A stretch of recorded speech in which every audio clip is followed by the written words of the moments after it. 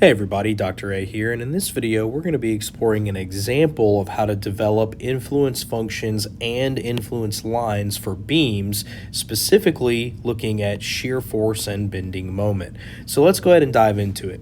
In the given information, we're being asked to derive the influence functions for the shear force and bending moment at point C on the beam. And then we're being asked to plot the influence lines for shear and moment at point C. So let's take a look at our beam. Here we have a simply supported beam. We have a roller at A and a pin at B. And then we have this intermediate point C that we're interested in. So what we're interested in is how the shear force and the bending moment at point C is varying or changing as this unit load moves across the beam, okay? The whole beam is 60 feet long. Point C is 20 feet to the right of point A, okay? So let's go ahead and dive into the solution. And if you remember from my previous video, they provided some background information on this. What questions are we asking? We ask ourselves the following. How are VC and MC changing as the unit load moves across the beam? Okay? That's the question or set of questions we're asking in this context, okay? Now, we're going to do this using the influence function methodology because that's what the problem asks us to do. Could we do this the brute force way where we select different locations for the unit load to park itself at and we do method of sections over and over again? Sure, we could, but that brute force way is very inefficient, and that's where the beauty of the influence function method comes into play, okay? So what we're going to need to do is use method of sections still, but use it to derive these influence functions. So I'm going to go ahead and flip the page over here, and I'm going to redraw our beam so we can clearly see what things are looking like. Here's AY, and then of course we have BY and BX. Turns out we're not really going to be interested in BY and BX, okay? But AY is going to be very important to us as we go through this process. So point C is a really important point. That's what we're being asked about. So that point C is right here. And then this other dimension here was 40 feet, okay? So here's my question to everybody. Do we put the unit load at point C? Is that where the unit load goes? No. What we're trying to find is the shear force and the bending moment at point C, but that's not where the unit load is going to be. Remember, the unit load is moving across this beam until it's off of the beam, okay? So we have to capture that movement, and the way we're going to do that is by saying that, okay, I've got this unit load that is a distance x away from the left side, okay?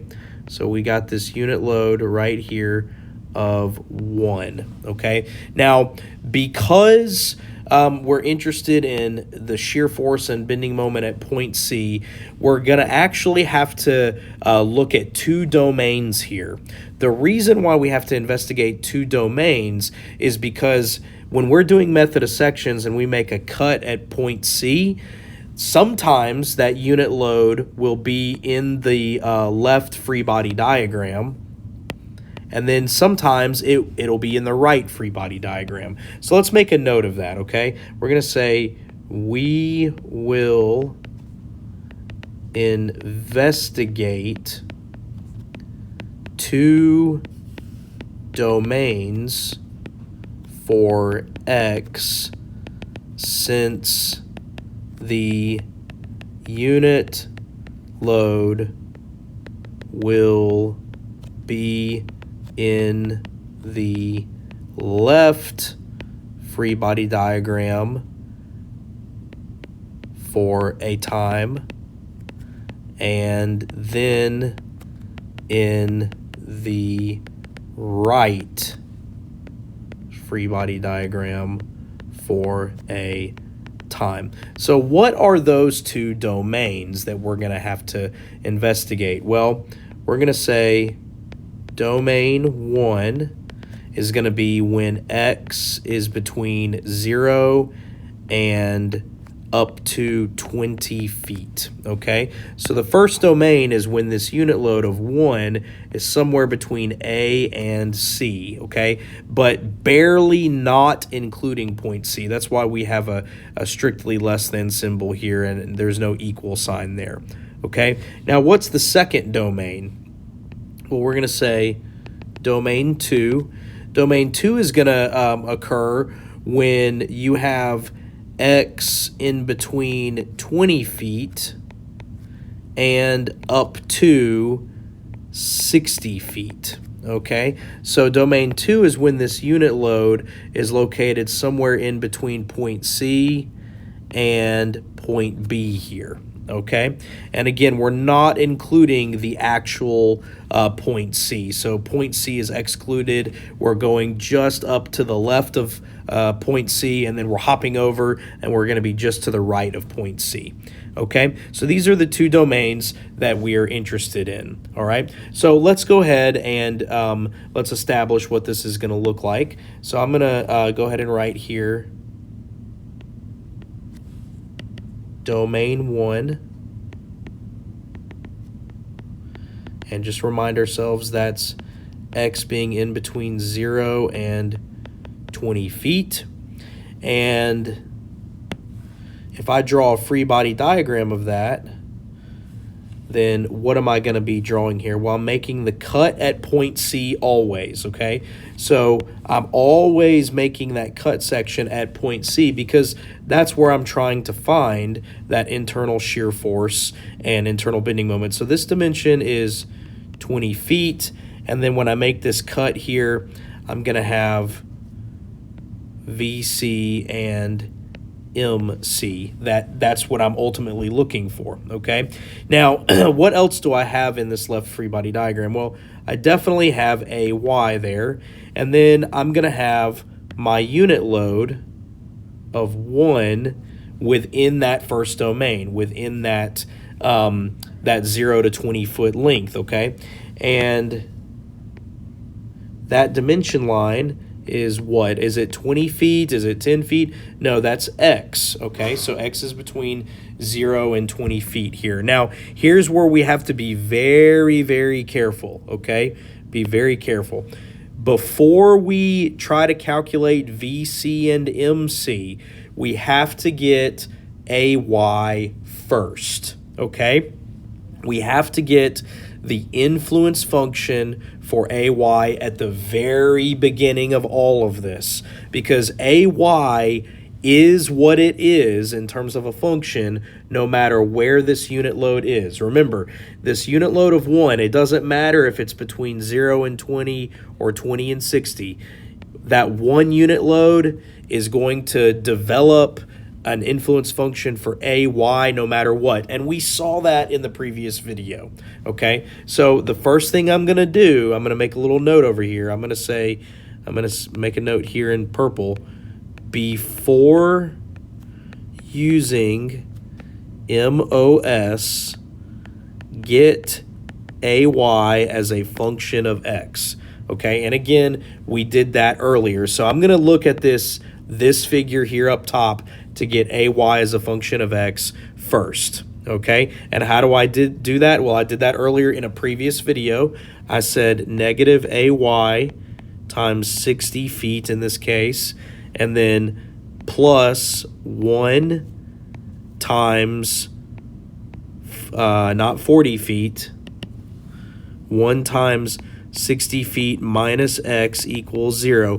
Where does this come from? This just comes from sum of the moments about point B equals 0. Okay, that's an equilibrium equation. And so if I want AY, I can have AY is equal to negative x over 60 feet, and then what? Plus 1. okay?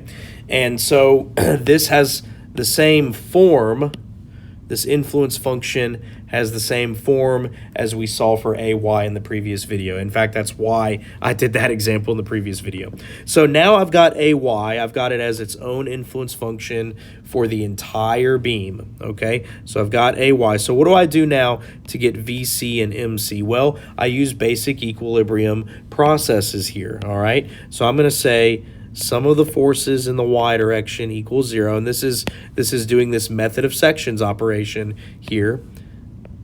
Sum of the forces in the y direction equals 0, and so I'm going to have, you know, AY minus 1 minus VC equals 0, but I know what AY is. AY is this function when I looked at the entire global equilibrium. Okay, and so do some rearranging here, and I can get VC equals, and I'll have, you know, negative x over 60 feet plus 1 minus 1, and I can do some rearranging, and VC, of course, is just going to be equal to negative x over 60 feet. So this is part of my answer. That's the influence function for VC when x is between 0 and 20 feet, okay? What about MC? I need to get the influence function for that as well. Well, I'm going to turn the page, and I'm going to say sum of the moments about point C equals 0, okay? Again, this is a method of sections operation, so I'm going to have negative AY times what? Negative AY, is it times x? No, we're taking the moment about the cut, so it's times 20 feet, okay? So negative AY times 20 feet, and then what next? Plus that unit load 1 times what moment arm? What is this moment arm between the unit load and the cut here? Is it 20 feet? No. Is it x? No. It's 20 minus x. It's this distance right here, okay? So we're going to say times 20 feet minus x, and then we're going to say plus MC equals 0, because again, that's what we're solving for. We're trying to find this MC. VC is not coming into play here because that's at the cut, and that's a force at the cut, no moment arm for VC. Okay, so we're going to substitute in this AY, and so here we can say negative, open parentheses, negative x over 60 plus 1 times 20 feet plus 20 feet minus x plus MC equals 0. So we need to do some rearranging here. So let's just do this very carefully. We're just doing some algebra at this point, okay? So we'll have negative, let's see, this negative distributes, so we have x over 3 minus 20 feet. That takes care of distributing this into here and here. And then we're going to say plus 20 feet. That's this guy right here. Minus x plus MC equals 0. So the 20 feet cancel. And so we can rearrange this and get MC is x minus x over 3. And so what is that going to be? We say that that's 2/3 x, okay? So in summary, MC is 2/3 of x. And again, I just did some algebra here, right? Am I done? Well, I'm done with the first domain, okay? I'm done with domain number 1 here. This was all domain 1.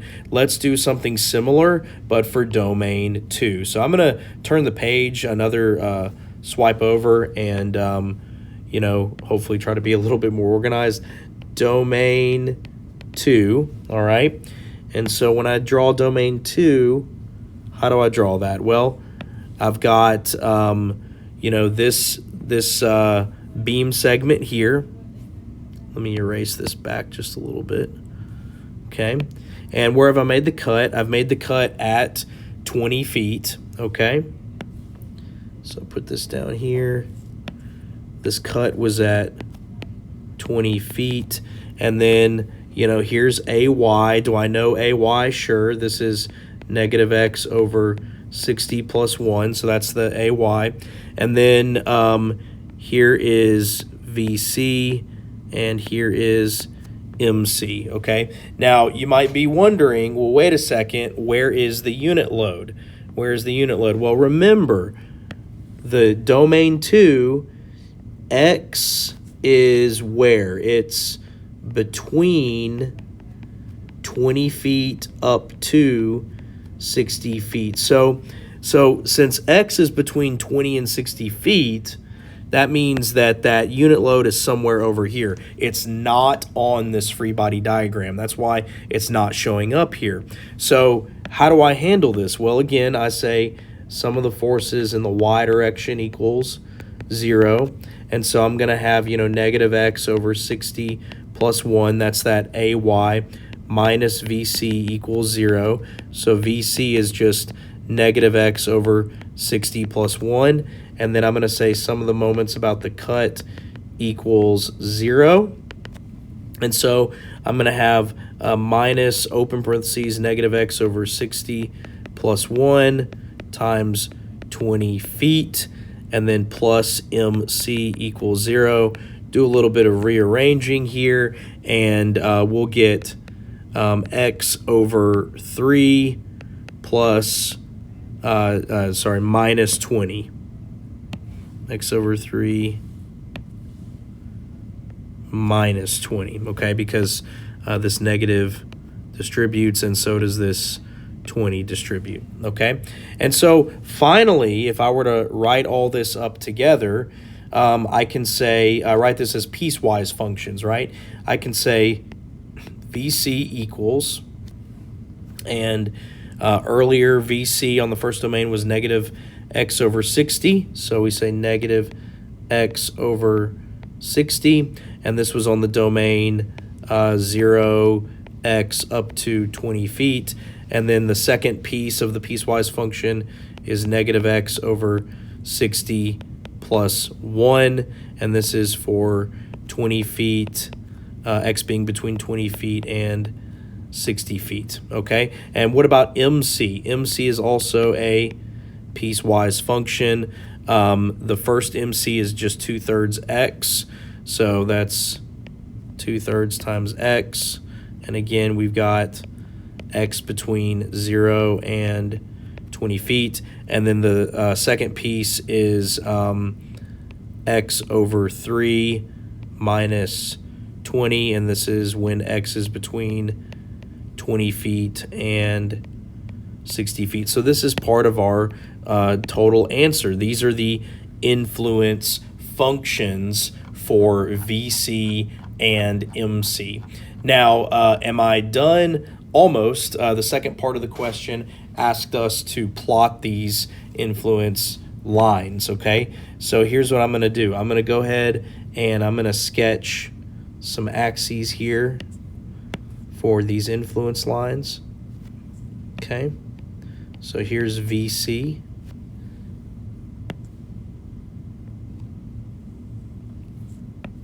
And here is that x-axis right here in feet, all right? And so if I were to plot these out, what is it going to look like? Well, we're plotting VC right now. These are just linear equations, right? Linear equations with a slope of negative 1 over 60 for both of them, same slope. And then for the second piece, you have this kind of y-intercept that's going to show up here. So what this would end up sketching out as is something like this. You're going to have that line here, and then you're going to have this kind of abrupt discontinuity here. And then we're going to have this other linear segment like this, okay? And this first piece right here is the negative x over 60, and then the second piece right here is the negative x over 60 plus 1, all right? So we can make a note here. We're going to say note that the slopes are equal, so the line segments are what? Are parallel, okay? The other thing you want to note is that that second piece over here, it had a y-intercept of 1, which means that it projects up over here. But why am I not showing this? Why am I terminating this piece right here? Well, because remember, this piece, the second piece, is only valid from 20 feet to 60 feet. So if I want to go ahead and label this accordingly, you know, this is that 20 feet marker, and this is the 60-foot marker, and of course, you know, this is the origin. So the reason why we don't project this back up is because this piece is only valid on this domain from 0 to 60. Okay. Now, what about the moment function? Okay, or the moment influence line. So we can go ahead and sketch another set of axes here.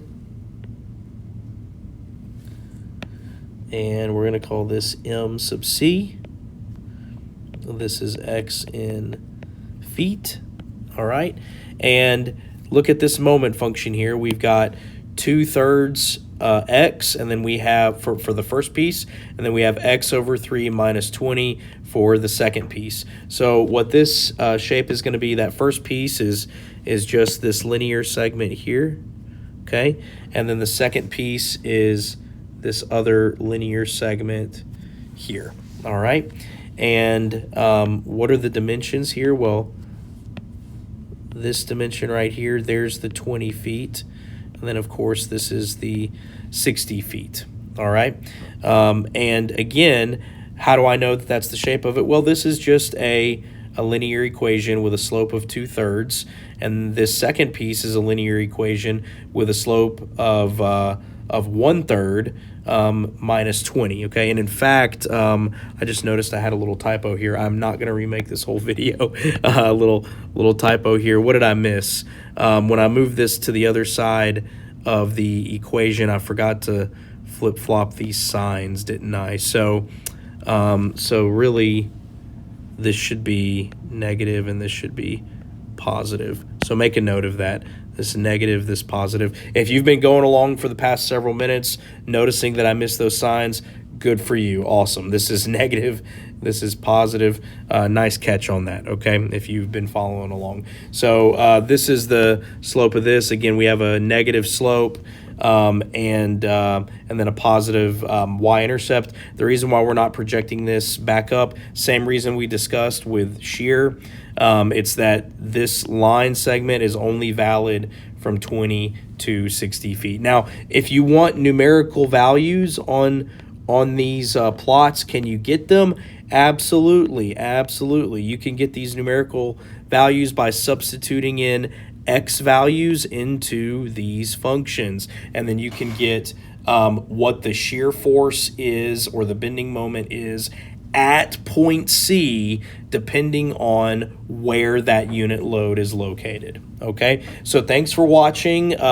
If you found this helpful, please be on the lookout for other content like this, and don't forget to hit like and subscribe.